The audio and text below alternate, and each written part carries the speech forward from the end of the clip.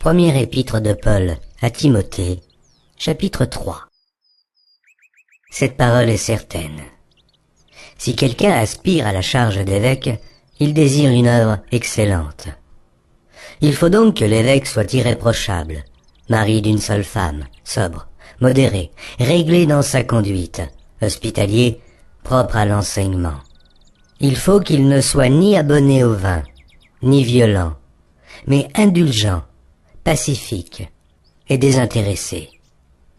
Il faut qu'il dirige bien sa propre maison et qu'il tienne ses enfants dans la soumission et dans une parfaite honnêteté.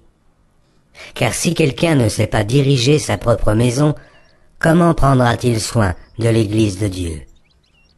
Il ne faut pas qu'il soit un nouveau converti, de peur qu'enflé d'orgueil, il ne tombe sous le jugement du diable. Il faut aussi qu'il reçoive un bon témoignage de ceux du dehors, afin de ne pas tomber dans l'opprobre et dans les pièges du diable.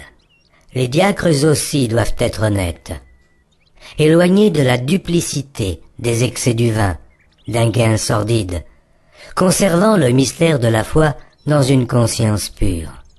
Qu'on les éprouve d'abord, et qu'ils exercent ensuite leur ministère, s'ils sont sans reproche.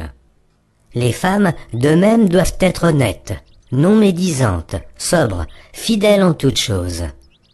Les diacres doivent être mariés d'une seule femme, et diriger bien leurs enfants et leur propre maison.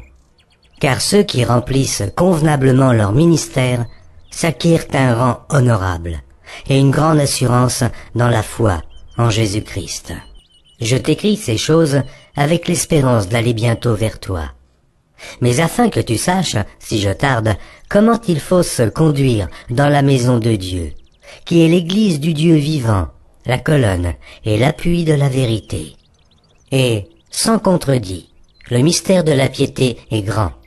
Celui qui a été manifesté en chair, justifié par l'Esprit, vu des anges, prêché aux gentils, cru dans le monde, élevé dans la gloire.